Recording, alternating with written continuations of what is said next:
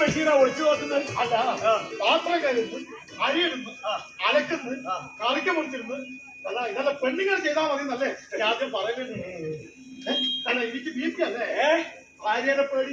ഇത് അതല്ലടാ, ഇത് ഗ്യാസാ, ഗ്യാസ്. ഗ്യാസം ആരാ അടുക്കളന്നെ? ഓ, എനിക്ക് ഗ്യാസിന്റെ സുഖം പണ്ട് എന്നുള്ളത് എനിക്ക് അറിയാം.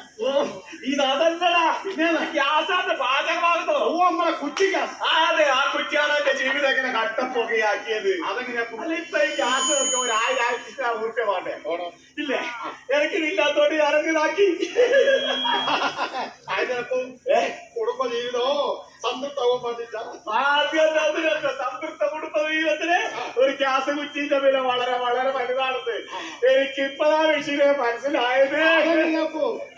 അതെ, അല്ല ഇപ്പൊ ഒരു പെട്രോൾ എത്ര വില ഉണ്ട്? പെട്രോൾ ഇപ്പൊ നല്ല വില.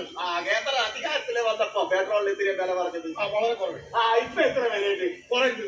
അപ്പൊ രാവിലെ തന്നെ ഓട്ടോ ഓടിക്കാൻ പോയാല് എത്തിയ കൂലി കിട്ടുമെന്ന് എനിക്കറിയാലോ. പിന്നെ ഇതെല്ലാം കഴിച്ച എന്റെ ഭക്ഷണത്തിന്റെ പൈസ, അതുപോലെ തന്നെ ഓട്ടോന്റെ ചാർജ്, അതുപോലെ തന്നെ ഈ എണ്ണന്റെ പൈസ എല്ലാം കഴിച്ചാൽ ഒരു 5ന്റെ പൈസ കഴിക്കും. ഒന്നും ഉണ്ടാവില്ല. അപ്പൊ ഇതെല്ലാം വിട്ടിട്ട് ഞാനൊരു തട്ട് കട പോയി. അതിനുമ്പ് ആണെങ്കിൽ ഗ്യാസ് കുറ്റി ഇല്ലേ? അത് വേണ്ടേ? പിന്നെന്താ ചെയ്യാ? വേറൊരു ചങ്ങായി പറഞ്ഞിരിക്കാമല്ലോ, ഞാൻ അധികാരത്തിൽ വന്നാല് 50 രൂപക്ക് പെട്രോൾ തരുമ്പോ 50 രൂപക്ക് ഡീസൽ തരുമ്പോ ആ ചങ്ങായി കിട്ടിയുള്ളൂ. എനിക്ക് കണ്ടിട്ടുണ്ടെങ്കിൽ ഒരു ഷെയ്ക്കാൻ്റെ കൊടുക്ക്. അല്ല, അയക്കാ പെടായി എന്നോ പൊട്ടിച്ചത്. ഓ, ചെറിയ വിടായി അല്ലേ അതിൽ വലിയ വിടായി പറഞ്ഞ് നടക്കുന്ന ചങ്ങായി.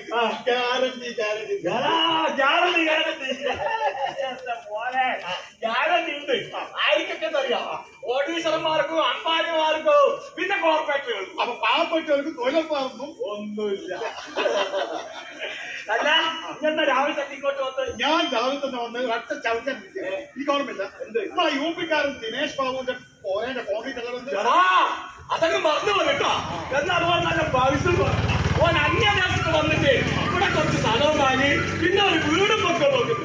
ഓരോ സഹായിക്കണേ, 100% സഹായിക്കണം. ഉറപ്പല്ലേ? ഈ ബേക്കറി ജോള് പറഞ്ഞ പണിയെടുത്തിട്ട്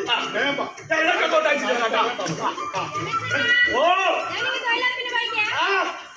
ഇപ്പൊ ചായ കുടിച്ചു നമ്മള് അധികം ഊതിക്കില്ല കേട്ടോ. ഊതി മനുഷ്യന്റെ വീട് കട്ട പതിയായി.